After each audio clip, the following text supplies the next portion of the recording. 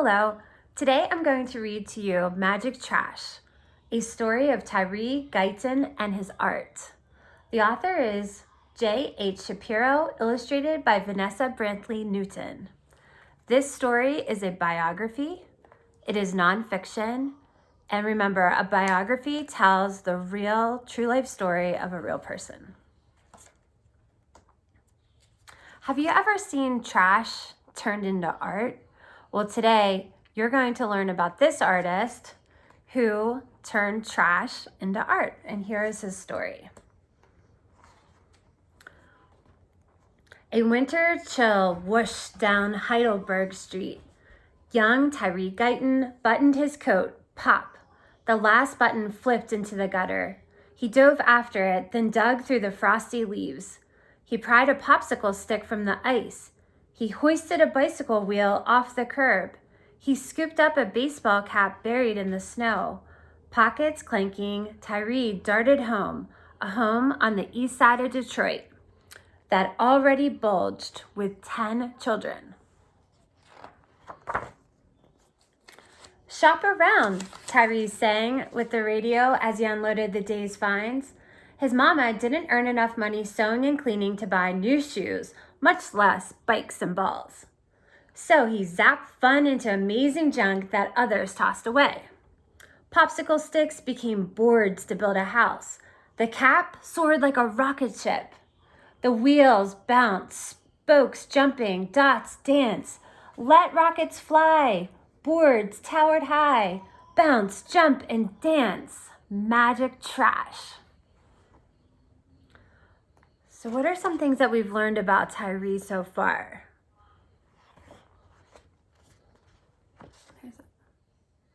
Look at him dreaming and thinking and creating. Tyree barely heard the thump-thwack of his brother's games while he dreamed up designs. In school, he sat alone, drawing pictures. When his report card arrived, his aunt asked, "Is Tyree dumb?" "Maybe crazy," his mom whispered. It's not very nice, huh? Then one sunny day when Tyree was 9, his grandpa Sam, a house painter, plopped a brush into his hand. "Paint the world," Grandpa said. Tyree dipped into Grandpa's cans of color, sloshing purple, slapping yellow, aiming his brush like a magic wand. Abracadabra! Tyree's shyness vanished. Sweet apples crunched when he glopped the red. He'd never seen Lake Huron, but now it splashed out a pool of blue. Like new, Grandpa said of a glistening ladder. Tyree smiled and swirled a shade of green. Other kids on the street giggled and razzed. "Look at his green face. Ha, green junk." Still, as Tyree zoomed from bent bottle caps to rusty wheels, Grandpa Sam's words twirled in his head. Do you remember those words? Paint the world. "I'm going to be an artist," said Tyree. His mama hung her head. "That's not a job." He peered into Grandpa's twinkling eyes. Tyree clenched his brush. He would be an artist, yes. Brush greens and blues on wheels and shoes. Slosh, slap, and splash. Magic trash. So what kind of artist does Tyree seem like so far?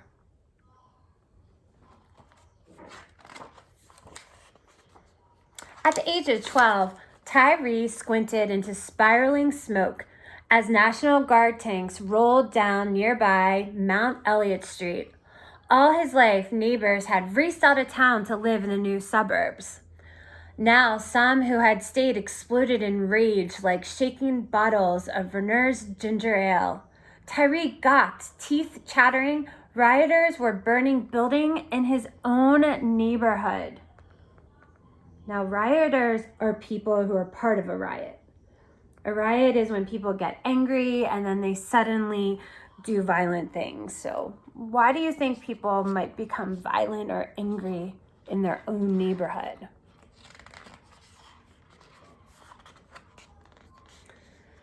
When he grew to be 16, Tyree too left the shapes and hues of Heidelberg Street to seek a new life. He marched as a soldier. He inspected cars at a factory. He doused fires as a firefighter. But he never forgot about painting the world. So he enrolled in art school to learn more about colors, lines, and designs. At last, Tyree bolted back home to Heidelberg.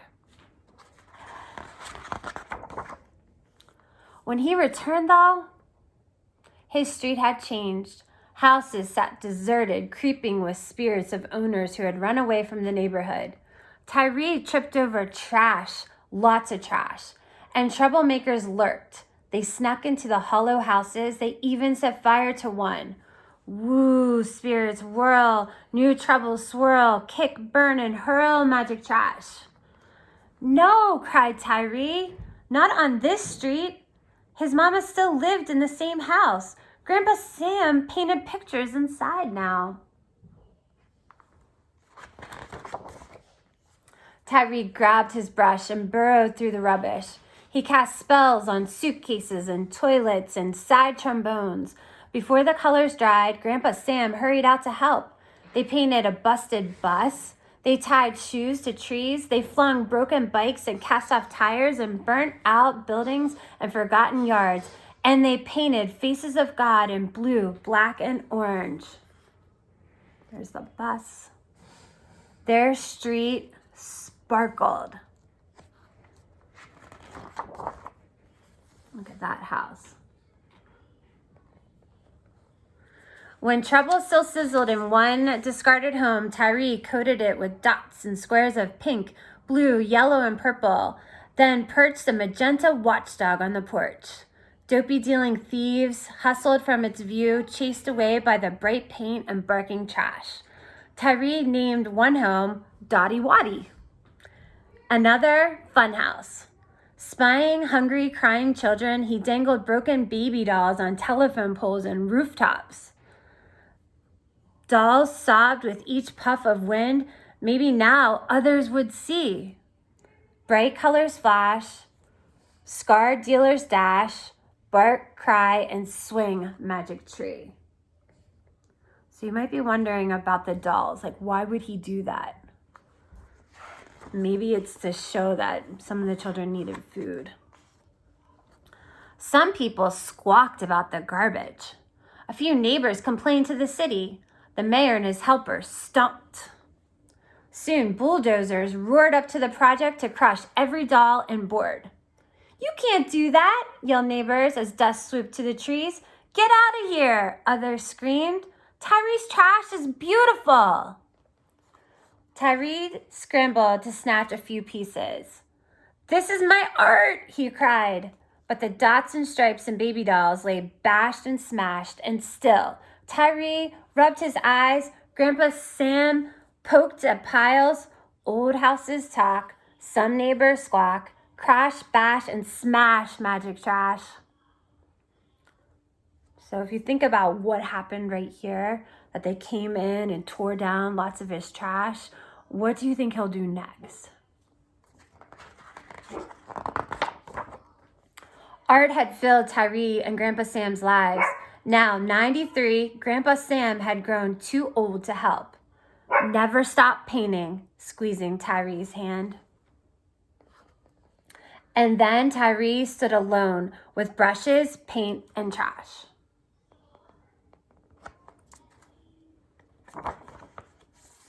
He wasn't alone for long, though. "We can help," neighbors cried. "Your colors and dust chased away those thieves." Together, they shoveled, swept, and hauled new trash. Then, after 8 years of painting and rebuilding, neighbors heard wreckers screech a second time. Faces of God watched while the city crushed 2 more houses. "No," yelled Tyree. Tyree and his neighbors were hopping mad. "This street is ours," they said. "We'll never quit." They marched downtown to tell their story to a judge and a jury. The city argued that Heidelberg Street was a garbage dump. "No," decided the court, "it's art." Tyree's work would survive. Why do you think his neighbors helped and didn't give up and wanted this to be in their neighborhood? The next day, Tyree and his neighbors began anew, aiming their brush like magic wands. Children sang as they hammered and spattered designs. Even former troublemakers returned, ready to rake, sweep, and build. United by trash, they cast a spell on the street, brightening their home for good. Word of Heidelberg Street spread far. It blazed across the air. Folks from Canada, Kenya, and Japan scurried to the neighborhood. They stared. Wow, look at that. Tyree waved his brush. Welcome. In a warm breeze, dots danced, gleaming cast-offs jangled and jumped. Let rockets fly, boards tower high. Bounce, jump, and dance, magic trash. And that's the end. Here is a picture of one of the houses he painted. And that is the true story of Tyree Guyton and his art. I hope you enjoyed this book. If you think about the message of the story, what can you learn from his life? And I think one of the messages is that art can bring change to the world. People in a neighborhood can work together to bring apart this change. Ordinary people can do extraordinary things. So have a great day, and I'll see you soon.